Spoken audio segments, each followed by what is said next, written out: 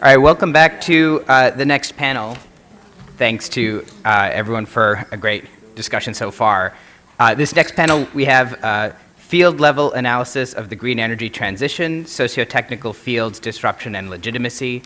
And we'll kick stuff off with Professor Jim Rossi, energy law as disruption.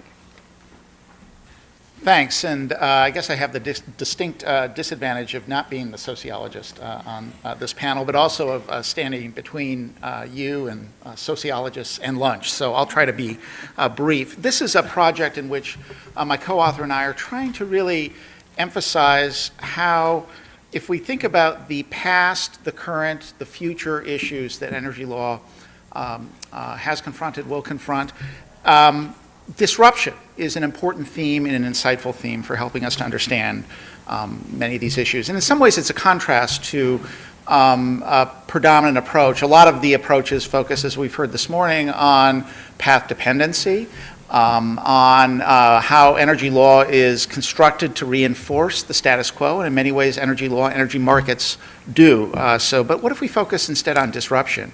And in looking to the history of energy law, we see a lot of focus on disruption. Disruption has been a theme that's been appropriated by the industry itself. In 2013, as many of you know, the Edison Electrical Institute issued a report, Disruptive Challenges, that was focused on some of the economic, technological changes the industry's confronting.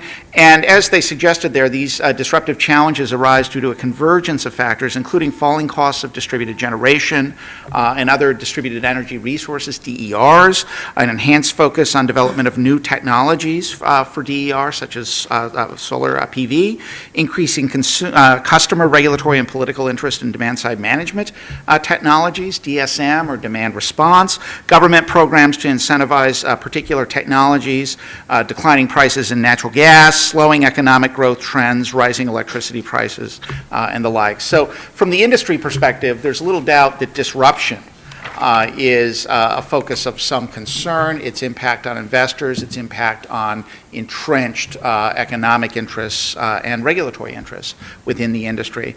And so that's one perspective, right? Disruption is confronting the industry. On the other hand, I think that many who work in the environmental field are very concerned that some of the issues we heard about this morning, such as path dependency, predominate, right? We have concerns such as carbon lock-in, for example, that many have identified as making it a very difficult energy transition that we confront in the future if we're to seriously address issues associated with climate change. And as many speakers today have highlighted, what we might need to be focusing on is identifying pathways and enabling pathways, right? Identifying, as John talked about this morning, those on-ramps for new technologies, renewable energy technologies and the like, or demand response, sustainable initiatives, those off-ramps for some of the older technologies, more polluting sources of energy and the like, fossil fuels, as we think about the future. And the question I guess I want to be focused on today is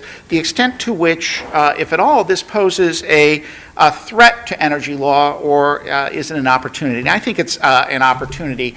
One might think it's an existential threat to energy law insofar as so much of energy law is built around trying to reinforce investor expectations, trying to encourage investment in major infrastructure. And no doubt that's going to be a major challenge for our energy transition and our energy future. If we can't attract capital for new transmission lines, for new technologies, for new approaches to producing energy, for even investing in new approaches to demand response, and smart meters would be one approach that might enable those, for example. If we can't attract that kind of investment, we're never going to get there, right? So a lot of the policy debate is focused on how we might reinvent the business model or create new, more stable utility compacts for the future, how we might remove barriers to entry and embrace markets to promote new innovations, leading to growth in new energy services, and many have highlighted there's a convergence that's been occurring with respect to both energy and environmental law. Is that an existential threat to energy law, though? No, Emily and I would maintain. This is just a slide that articulates what my casebook authors and I see as the 4 enduring principles of energy law. The first is focused on defining or clarifying ownership of resources. The second is focused on striking a balance between monopoly and competition, and that's connected to a couple of things. One is the traditional regulatory compact, right, that existed between utilities and customers and the state as stakeholders. And the other is, of course, the role of new technologies. What role do new technologies play with monopoly versus a competition and the like, recognizing the social costs of energy and governing the public management of energy decisions. If we think about any of these principles, we think that a focus on disruption can allow all of them to continue to endure. And I'm just going to say a few things about the history of energy transitions, and then I want to talk about some present and future challenges and how we might use this theme of disruption to really focus on new ways of thinking about these current and future challenges. First, if we think about the history of energy, it's all about transitions, right? Especially if you step back and look at it over time. If we look at the 20th century, it's really the narrative of disruption that describes a lot of what's occurred in energy law.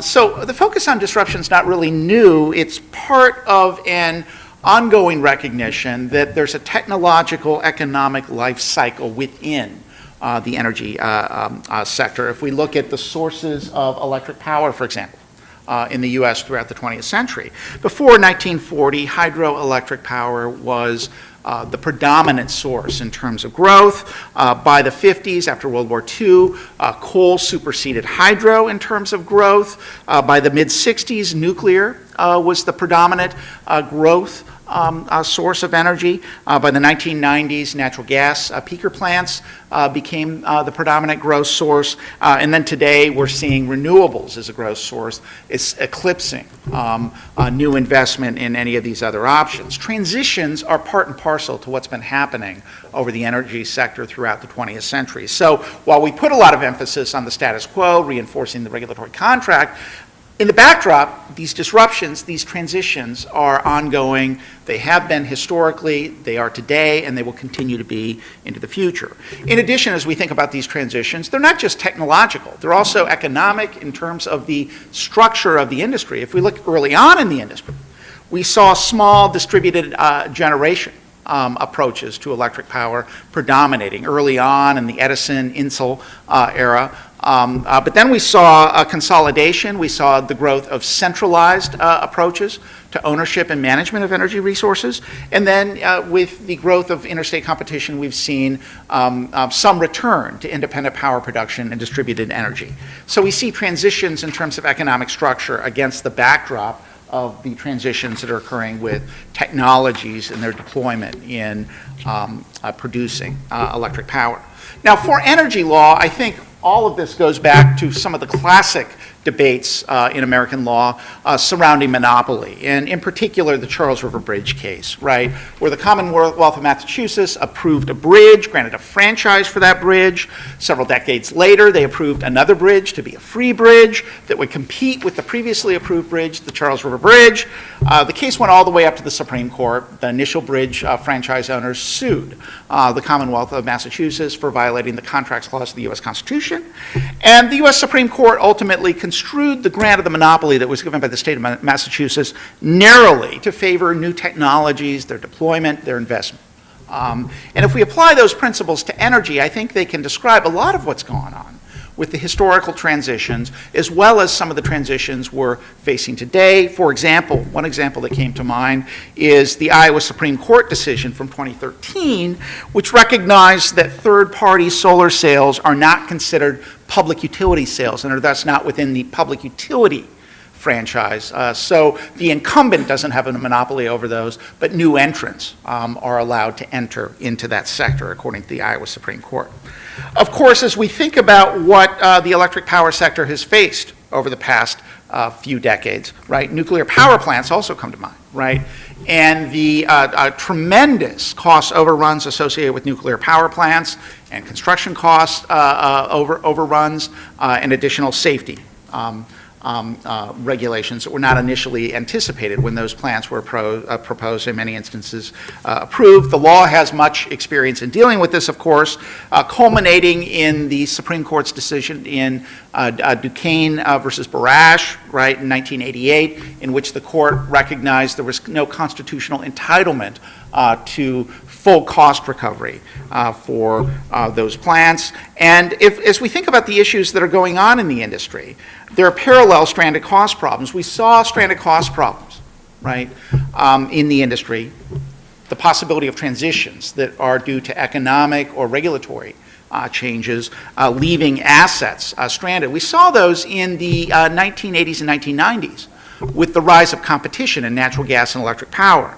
And just to remind you, in 1996, Moody's estimated stranded costs in the industry to be at $136 billion, right? An enormous burden that the industry would face due to FERC introducing wholesale markets into the industry and states introducing competition, states like California at the time introducing competition. But that's not the only stranded cost issue. Today we're hearing stranded costs raised by many in the industry who are critical, for example, of the EPA's Clean Power Plan for not sufficiently taking into account stranded costs in its regulatory impact analysis, right? And the pending transition the Clean Power Plan is going to mean for coal, right? The Brattle Group estimates the costs of this to be in the range of 101 to 181 billion. That's not, out of line with the 136 billion they anticipated back in the 1990s. Of course, the U.S. Chamber of Commerce sees those stranded costs as much higher. They claim they might be in the range of 500 billion. By 2030 due to the retirement of existing coal plants and their remediation. And of course, related to this is the disruptive transition towards distributed generation. It ends up that economically that's very small peanuts compared to the retirement of coal plants. If you look at the existing solar commitments in California, the cost shifting associated with that is a mere $234 million, and in Hawaii it's a mere $12 million, right? By comparison, this is a very small transition cost or stranded cost issue. And what Emily and I hope to do in this paper is discuss a little bit about how the idea of stranded costs in this context has been completely perverted, and we need to change the way we talk about transitions, to not focus just on stranded costs, but to focus on stranded costs broadly defined and on stranded benefits. This fits in a little bit with some of the progressive origins of energy law, and we hope to make a connection here to William Boyd's terrific article in UCLA Law Review on public utility and the low climate future. That was published in 2014. I think he nicely highlights how historically energy law, public utility law has balanced multiple goals, right? Economic efficiency, welfare, fairness, even to a degree justice, right? And has not been singularly focused on economic efficiency or protecting investor-backed expectations, right? And then we hope to focus a little bit on how this fits within a broader discussion regarding energy law and its adaptability to new problems. And since I'm on a panel with sociologists and since systems are in the title, and since Greg was kind enough to give us some questions involving systems, I guess part of the point here is we want to recognize that the focus on energy law is a system focus, but it's not a closed system, right? It's a system that promotes multiple goals: fairness, welfare, efficiency. It's certainly not closed. It has to take into account technological shocks and changes, economic shocks and changes, regulatory shocks and changes, some of which come from outside of the system, right? But it also has to take into account other legal areas such as environmental law, antitrust law.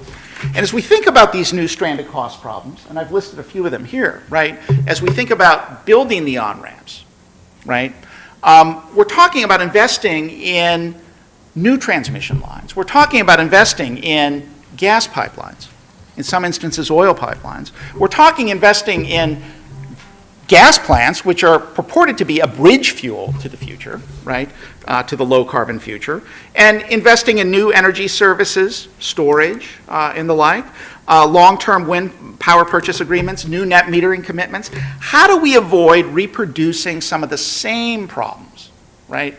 Do we want to commit ourselves to a path where 20 or 30 years from now we're holding a new conference and talking about the path dependency problems, right, associated with a bunch of investments we committed ourselves to and we're not entirely happy with, right? And I guess part of what we want to suggest here is that as we approach new investments, as well as we evaluate the existing ones that we've made in our system, we ought to be recognizing this idea of stranded costs as being connected to benefits, but also as not being narrowly focused on costs in terms of cost, investor-backed expectation costs, or cost to the firm, right? So we want to suggest in the paper that there's an opportunity here to rethink how we manage and approach the idea of energy transitions and the costs and benefits associated with those transitions. Increasingly, we want to suggest that costs should be seen as not only investor-driven costs, but it's also including social costs. So, for example, think about the costs of shutting down coal plants, not in terms of the cost to the industry, but to the cost to the miners. That might make those costs even higher, right? But this is still a good enterprise for us because we ought to be recognizing the social costs as well as the cost to the firm as we engage in a cost-benefit assessment of transitions. As we think about, for example, the retirement of coal plants, there are remediation costs, right, as well that we ought to take into account. Put all the costs on the table, but also put the benefits on the table, right? We can't talk about stranded costs in isolation of benefits. Policy makers and regulators have to recognize stranded benefits associated with maintaining the status quo, as well as the stranded costs associated with change or transition, right? So just to take one example, we ought to be taking into account the benefits associated with deploying new technologies. Such as solar net metering, battery storage, expanding the grid to accommodate wind, et cetera, et cetera. This seems like a pretty obvious point, but then the question is, how do we translate this into legal decisions involving the grid, right? And for us, it seems that as we make new regulatory commitments and as we evaluate our old ones, we ought to be approaching this with an expanded governance approach to try to encourage, right, the full assessment of costs and benefits. That includes greater participation, participation in interrelationships between traditional regulatory agencies, public utility commissions, and environmental agencies and the like. But it also includes some specific tools that we think might be helpful as we make decisions about approving regulatory investments. Right? Maybe we ought to be thinking about things like sunsetting the approval of new monopoly franchises and services. Maybe we ought to be thinking about things such as limiting cost recovery for new plants, new investments, and the like.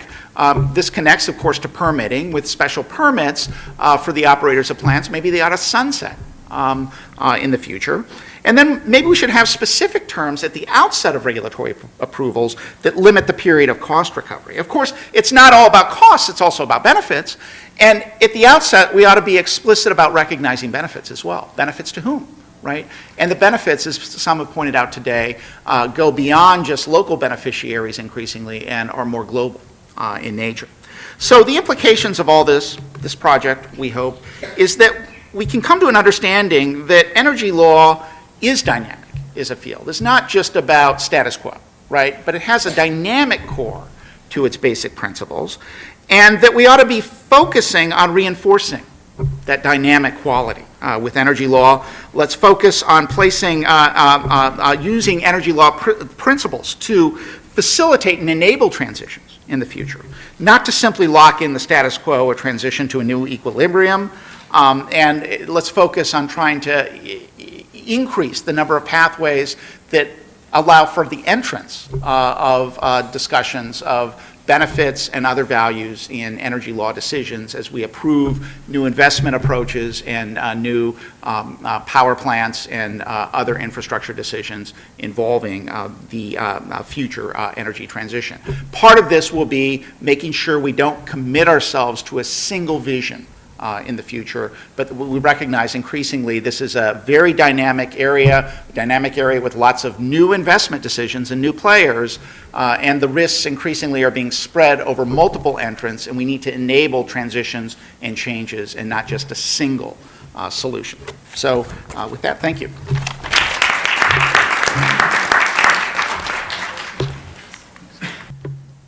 All right, thanks very much. I've really enjoyed listening to the presentations that we've had this morning.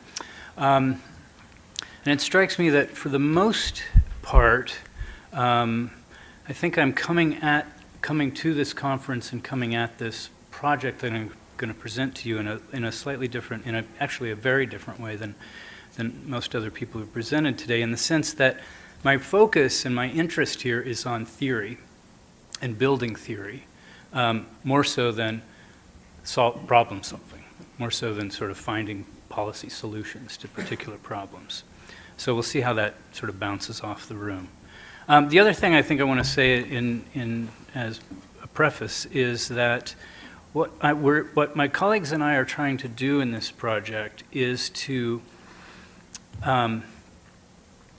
develop a framework or a way of proceeding with theory building that takes a middle range or meso level seriously, a range of sort of idea building that falls in between the national level or even international level of policies and markets, but also cuts above somehow, a ways above the, what Sheila described as the nitty-gritty of practices through which scientists and others produce knowledge and constitute themselves as experts.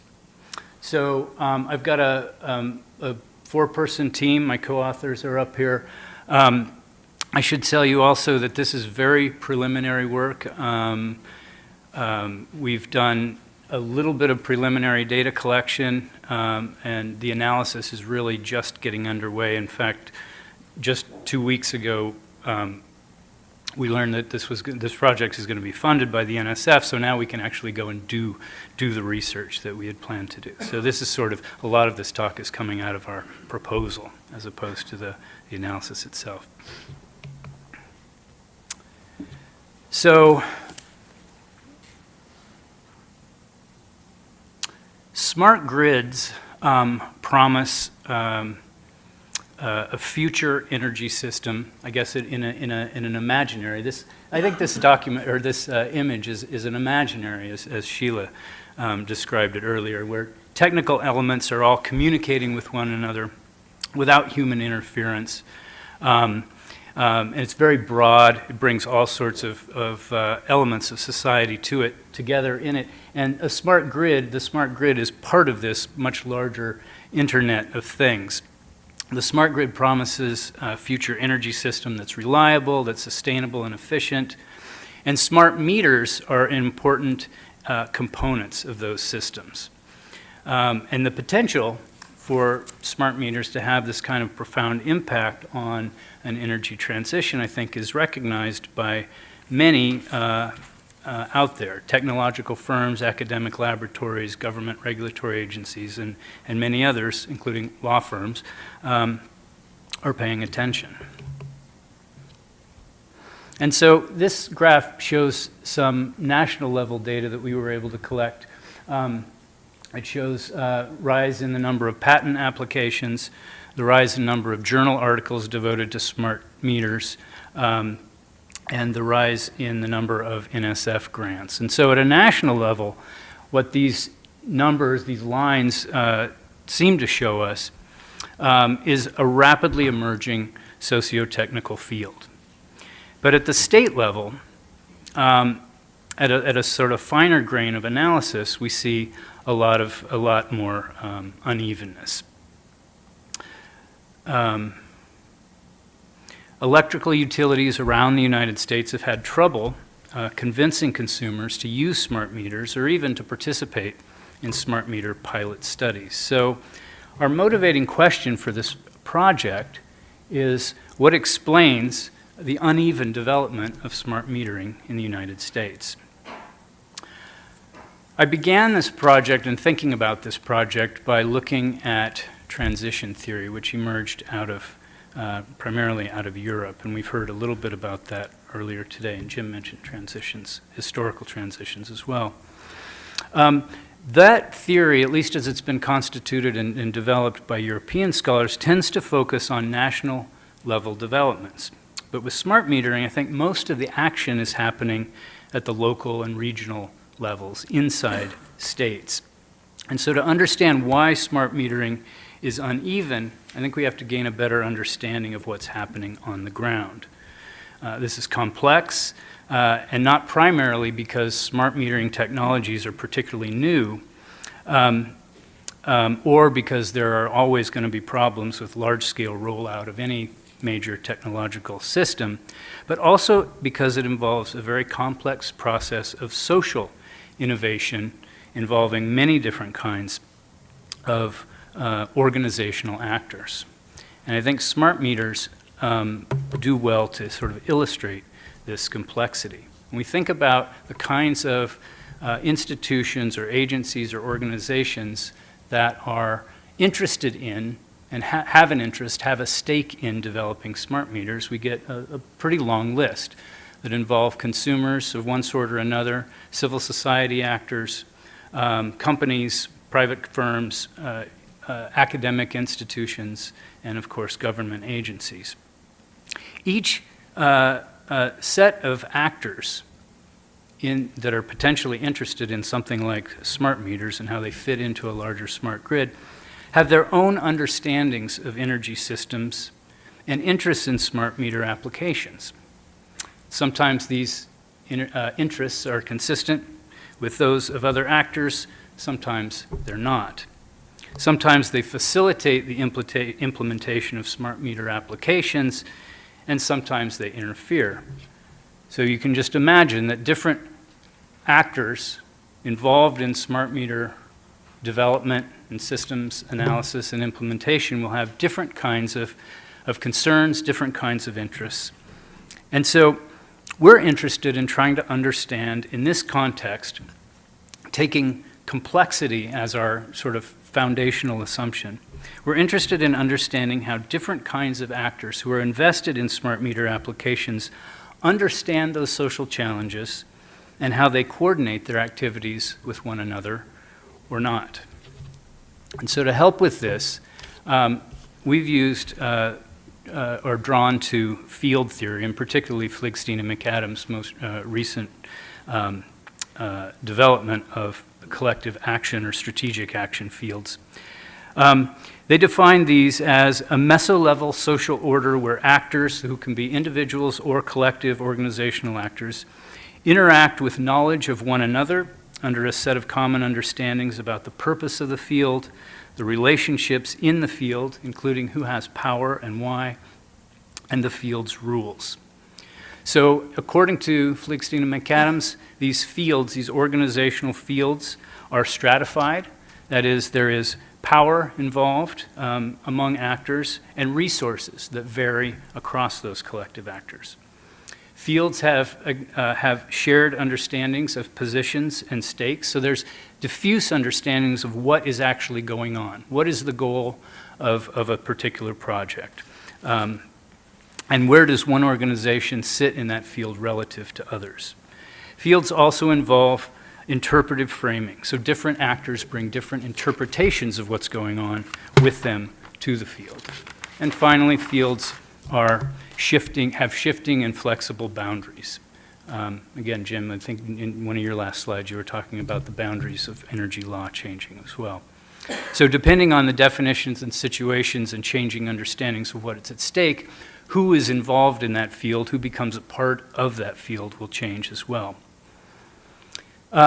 This theory also holds that fields are multiply embedded. That is, there are fields within fields, kind of nested, sort of like Russian dolls.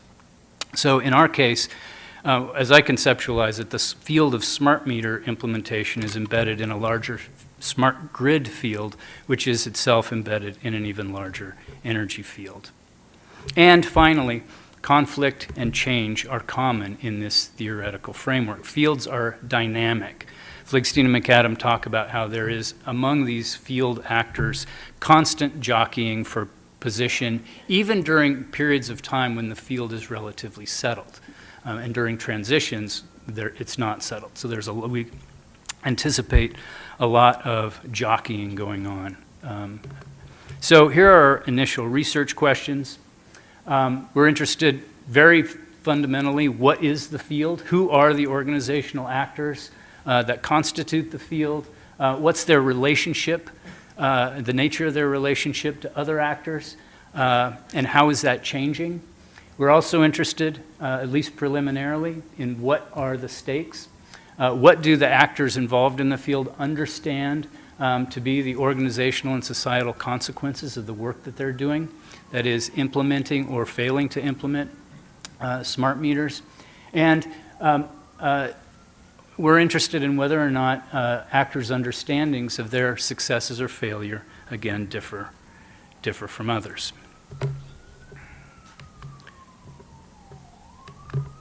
So we're focusing our project on Washington State. As I said before, I think there's a lot to be gained by getting underneath the national level, looking inside states and at interactions among states to see some of this field level dynamism. But there are two key reasons why I think Washington is a good place to do, in addition to pragmatism. And when I started this project, I was living in Eastern Washington at Washington State University. So one is that the field is quite unsettled. And Washington is in the midst of a transition to privatization and market principles, but it's not there yet, and we can watch that transition happen. But also, Washington has the lowest electricity rates in the country because of their earlier investments in hydropower. And so a key incentive for adopting smart meters is missing in this state. And so that, I think, poses particular challenges to these organizations that are trying to do this work there. Our data set, data sources, again, we've not really, we've just begun collecting sources of data, but we're looking at national databases. We're going to be collecting documents from trade and professional associations. We have done some collecting of Washington's government documents. I didn't bring this slide with me, but we have some information about the sort of regulatory action that's going on in the Washington Utility and Transportation Commission, which I think a lot of the sort of legal play is happening inside these commissions. And then, in addition to some observation at conferences, we're planning to do up to as many as 100 informant interviews, key informant interviews. We have about 30 in hand now, although those are not, we have not analyzed them yet.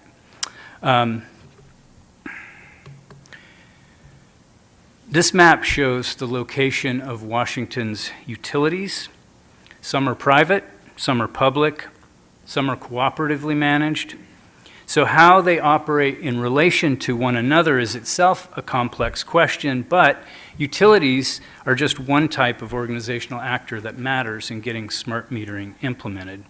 So each of these utilities we have to imagine as being connected to many other different organizations, university labs, private labs, political bodies of one sort or another, and consumer advocacy groups, as well as technology and engineering firms. So we think that the key to understanding challenges to smart meter implementation really lies in understanding the inner organizational dynamics of this field. We want to understand how these different actors with different sets of interests and understandings interact with one another. The aggregation of those interactions will tell us something about the dynamics of organizational fields in general, that is, how and why they change under different social and technological conditions. In our initial data collection efforts, we have been able to identify 261 different organizations who are involved in smart meter development and implementation in the state of Washington. This data collection happened about 2 years ago. I haven't updated it. It notably does not involve policy scholars or legal scholars and law firms. So one of the things I've already learned at this conference is that I need to we'll look for those actors as well. There's a lot of people, a lot of organizations involved in this. Most of them reside within the state, but some don't. And so the first step of our analysis then, which I'll just have time to show you just 2 more slides,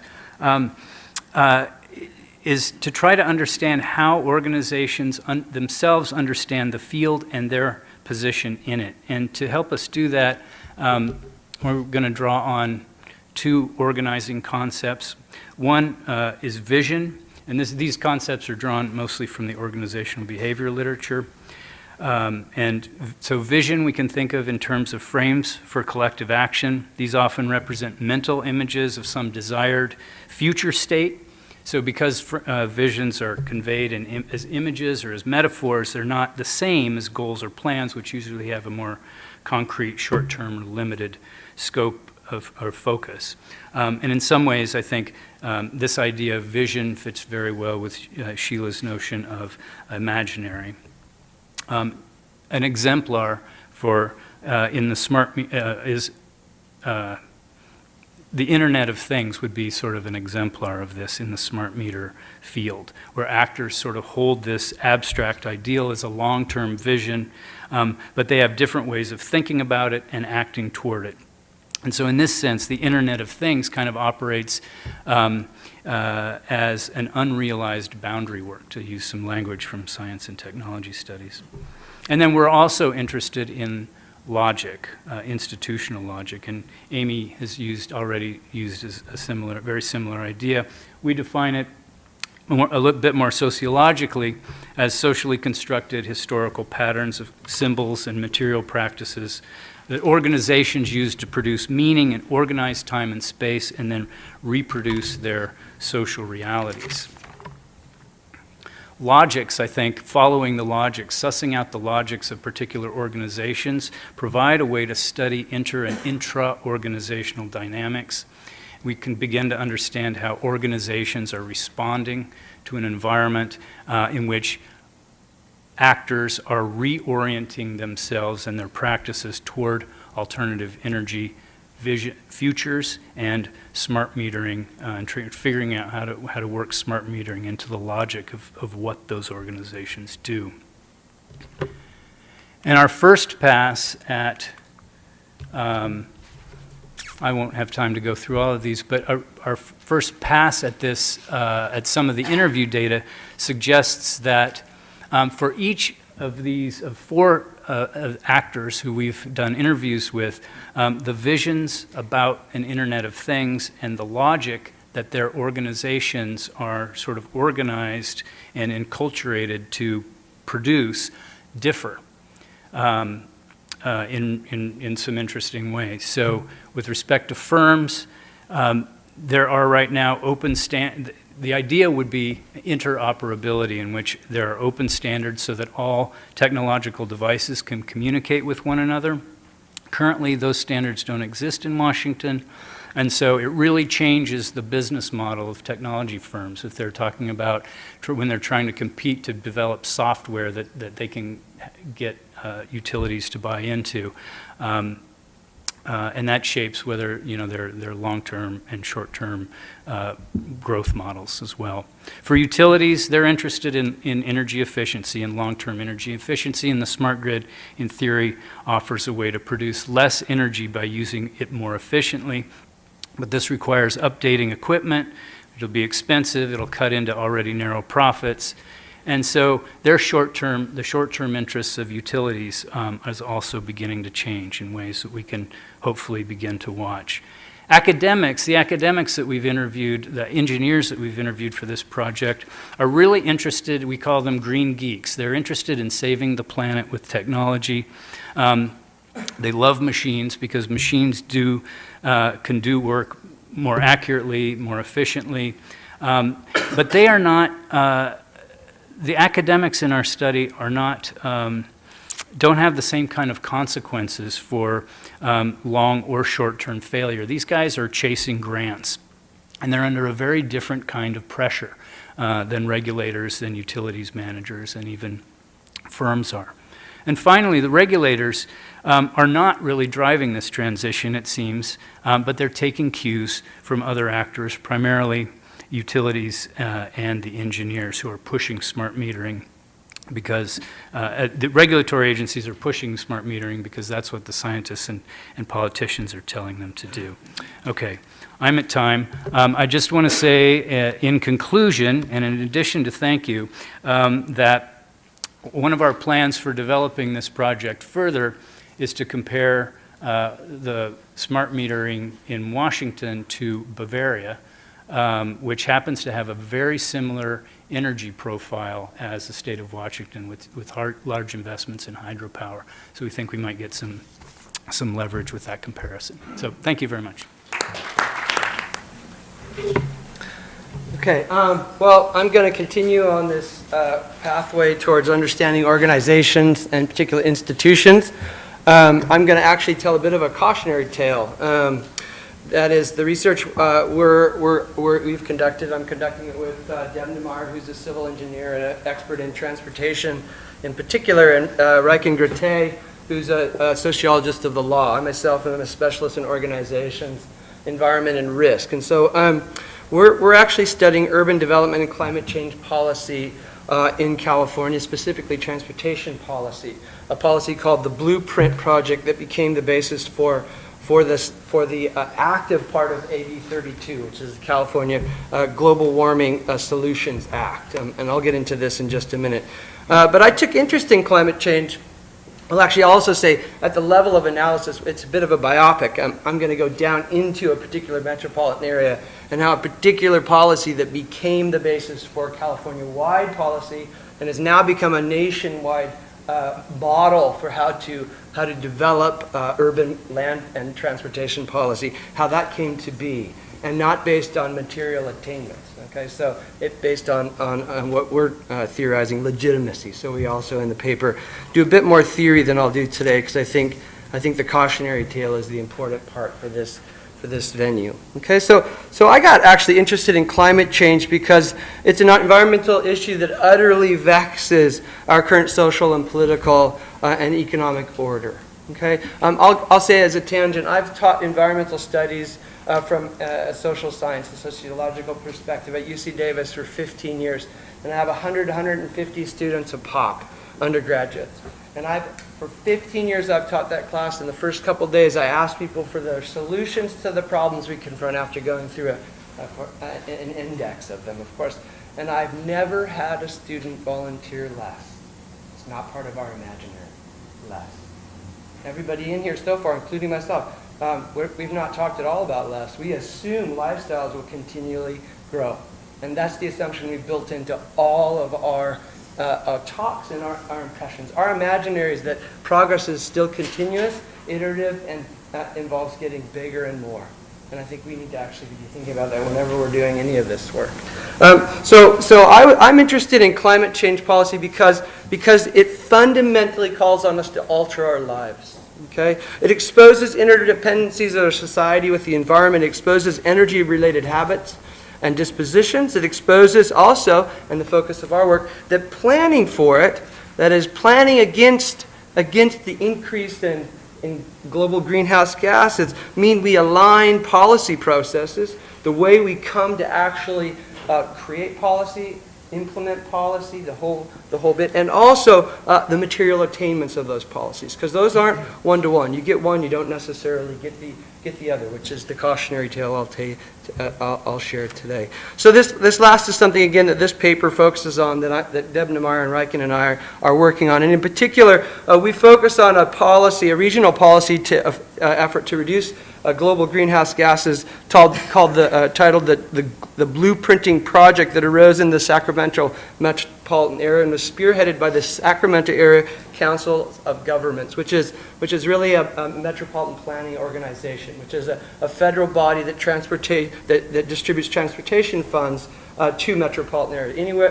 Any metropolitan area, I think 50,000 or more persons has to have an MPO, and how that locally is constituted is up to that locale, but it has to be in some sense representative. Okay, so that's something that actually fixes the bridges and the roads and allocates resources to that end.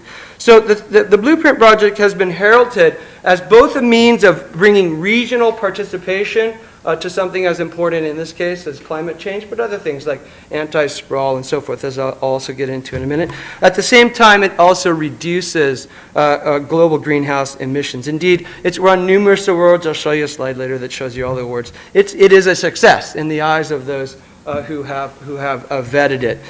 Indeed, in 2003, 2004 was when the Blueprinting Project indeed came to be, and in 2004 was ratified for the Sacramento metropolitan area. And in 2006, SB 375, the part of AB 32, which calls on metropolitan areas to lower their greenhouse gas emissions, was modeled after it. So then it became a California-wide initiative. So let me show you a little bit about this. So here's California's effort to address climate change in the simplest of terms, of course.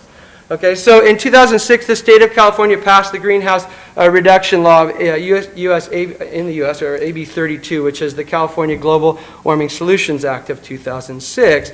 SB 375 was enacted soon thereafter as a byproduct of the scoping process, that is how to actually make AB 32 become actionable. And in that, the California Air Resources Board developed the CO2, the GHG targets for the state and region. And the idea is that, of course, of AB 32 is that California will reach 1990 levels by 2020. So the idea is that we're going to go back in time. Okay, so SB 375 reflects a policy mandate that you might call a third way. In Europe, they call it that. Here, they call it a third way policy. In the United States, you'd call it new regionalism or regionalism.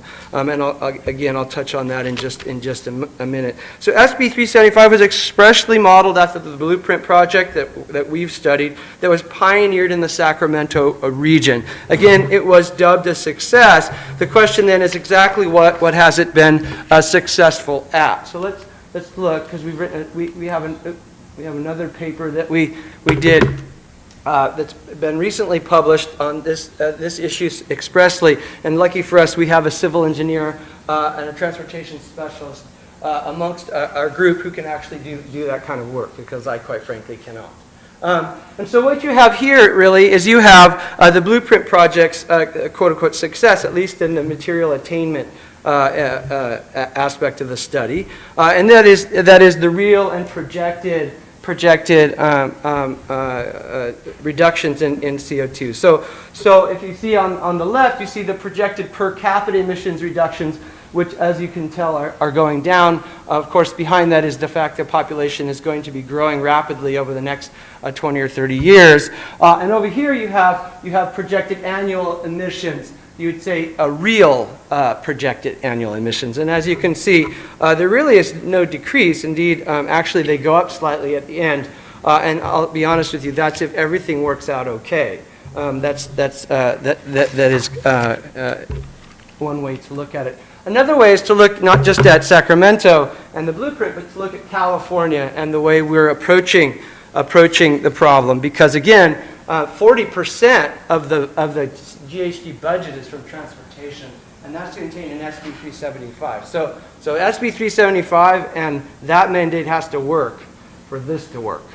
Okay, so it's a big part of it. So this provides a view of California's, quote, real, i.e. projected GHGs through the year 2030.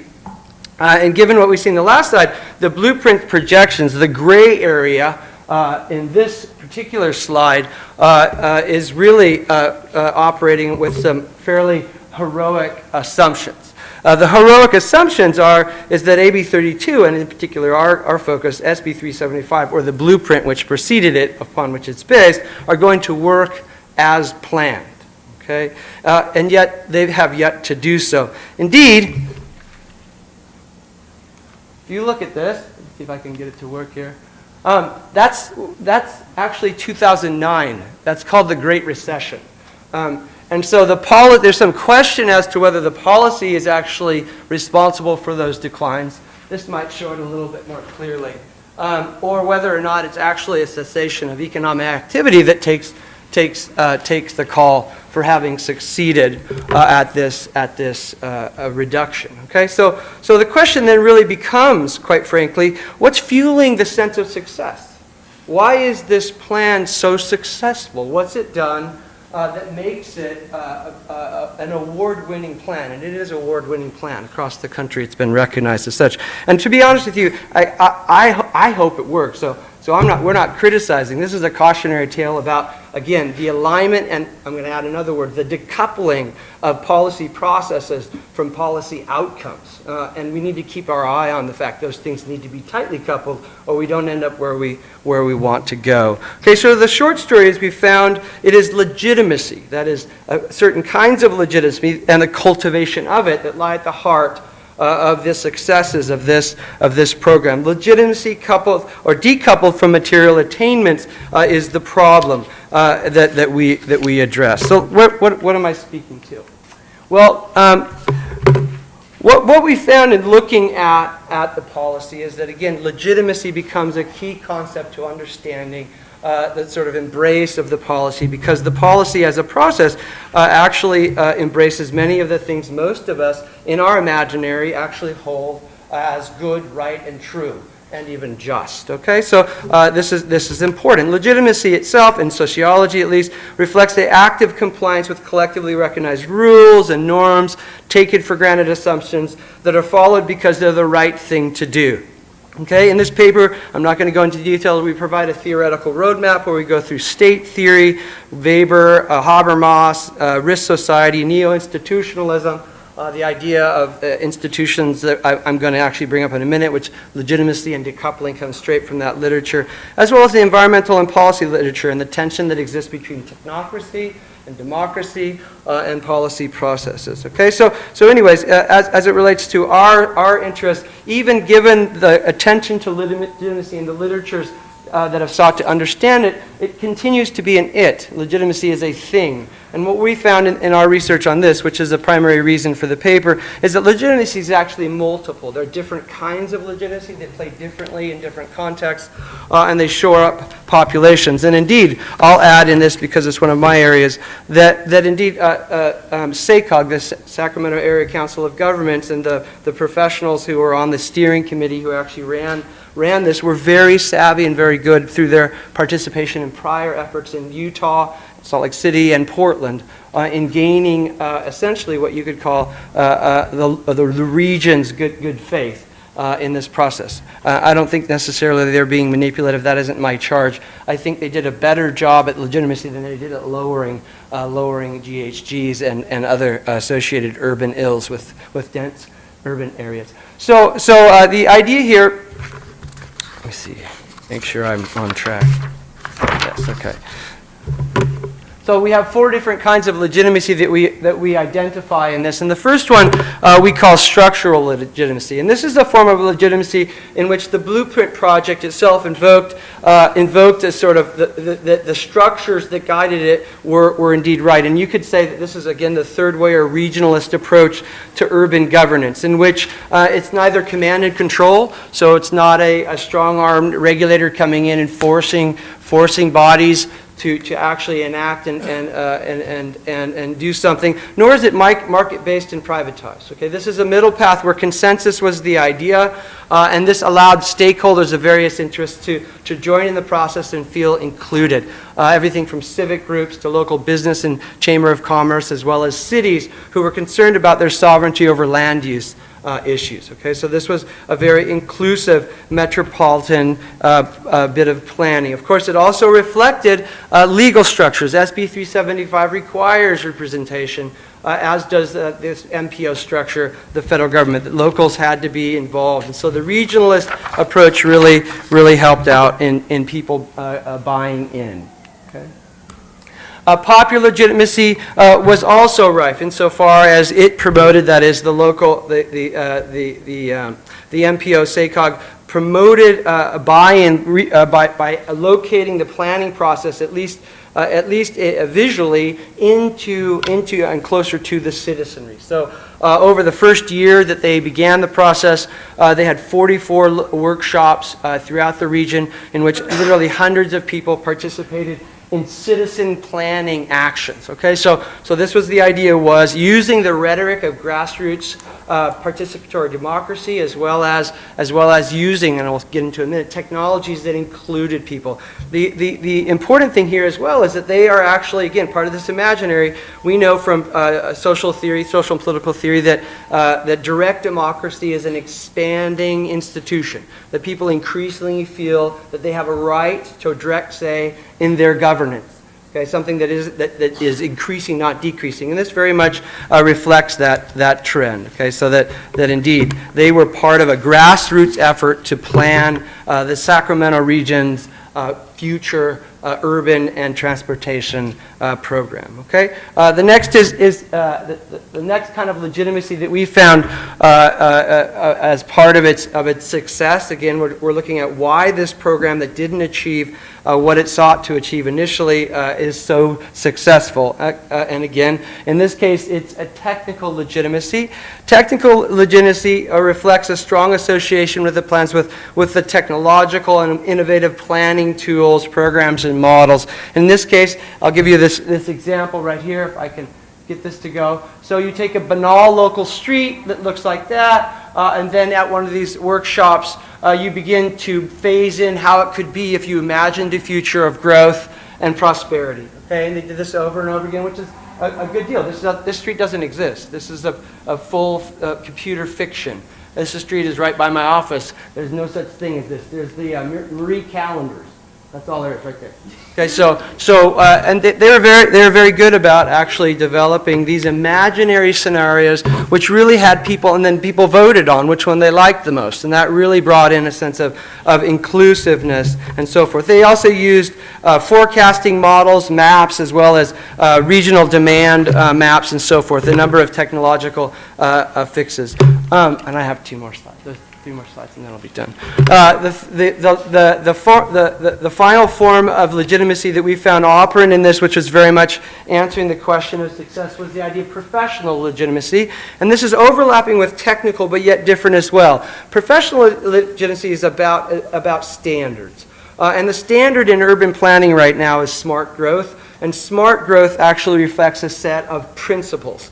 Principles like mixed use, dense development, housing diversity, infill, design quality, conservation of open spaces.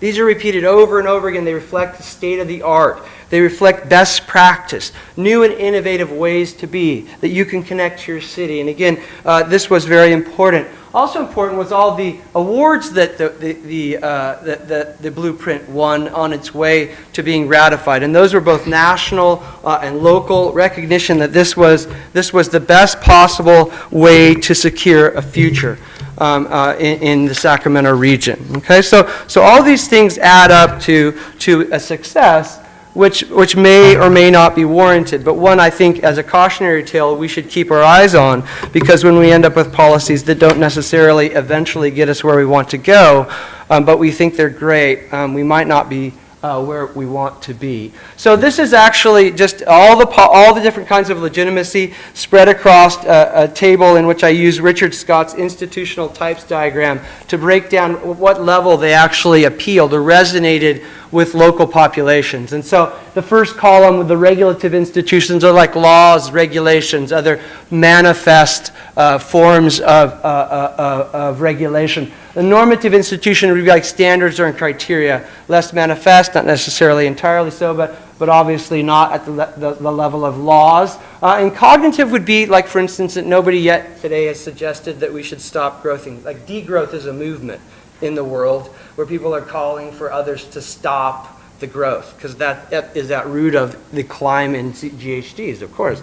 And so that's a cognitive assumption. So if you look at these structural reflects state and federal laws, and at the cognitive assumption, regional is a third way that kind of parsed the difference between command and control and markets, and allowed people of all different stripes to sort of join in. Got it.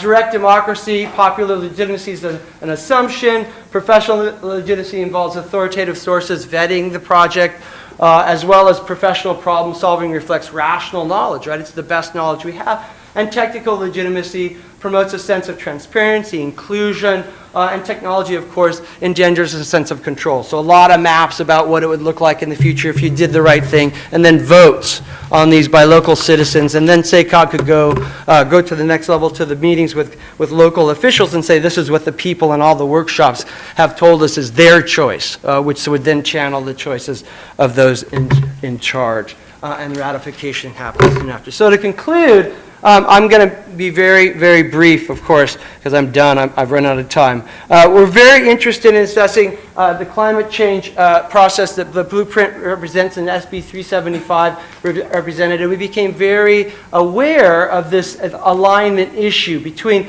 developing policies that reduce GHGs and, to be honest, also particulate matter and all the other things that go along with it, the material outcomes, with conforming to local, regional, and national governance expectations, because those expectations are there. And what we find is just simply is that lacking alignment between 1 and 2 leads to rejected policies. Okay, so we learned that in the 60s and 70s and early 80s with nuclear policy, any number of policies that were sort of rammed down the throats of Americans because of their rational, cost-effective thing to do. And maybe they were, but people said, no way, we're not going. Okay? That leads to rejected policies, or maybe ineffective policies, where you have number 2, everybody thinks it's great. We actually talked to everybody had say, and we all voted, and look what we've got, except we don't have any material attainments. In either case, we need policies that actually couple those things together as opposed to decouple, so we end up with successful policies. Okay, thank you very much.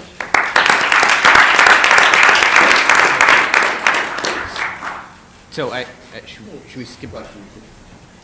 Okay.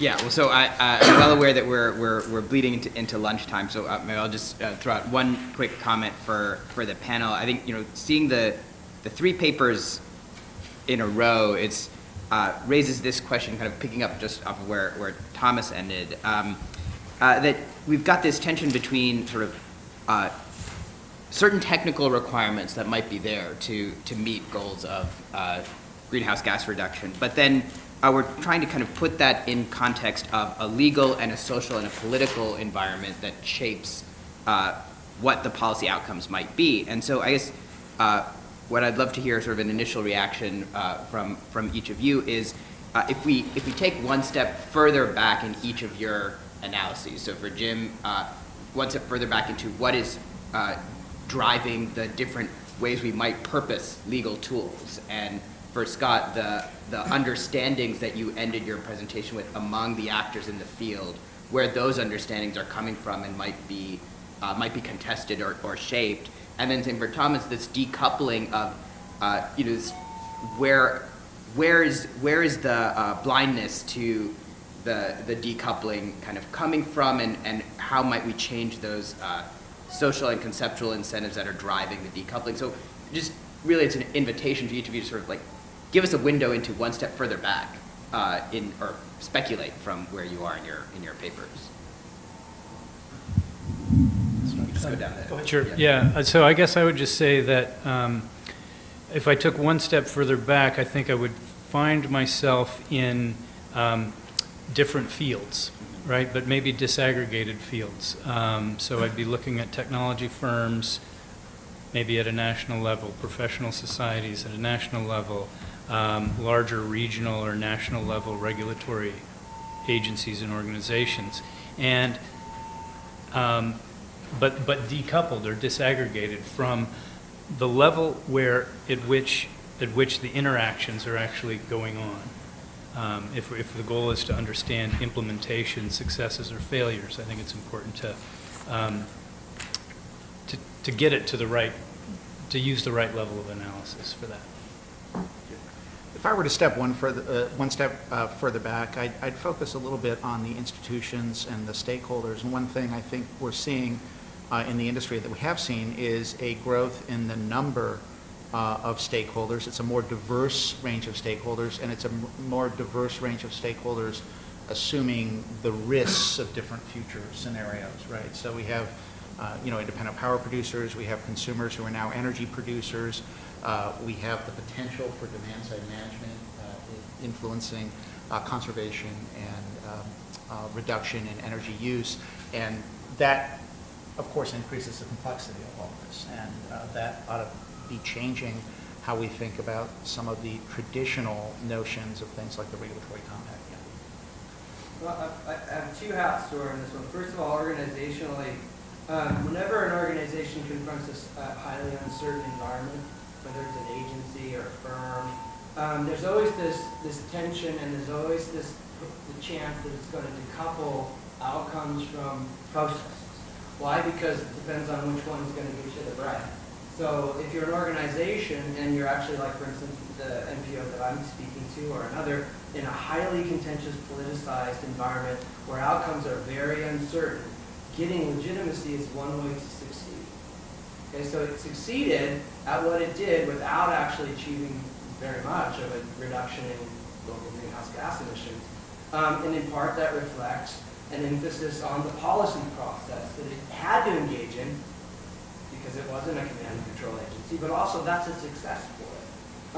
As far as, and I find that interesting because my background is in community studies and organizations, and generally I would be sympathetic to the way, and the way the blueprint was approached, because they brought in a lot of civic actors who usually are voiceless. And so it's rather ironic that the sort of civic component became the story of success, even though the actual attainment is really unlikely. And we're 7% away from 2020 target, the 1990 target that we have to meet in 2020 in California. And the only way we achieve that is with another recession, if you look at those numbers. Okay, so I find that upsetting, and that's too bad, but I think we can do better. I think we can do both. We can have inclusion, and we can actually have reduction, and we might have to entertain less. We might have to entertain less. Let's be honest. On that note, Let's thank you.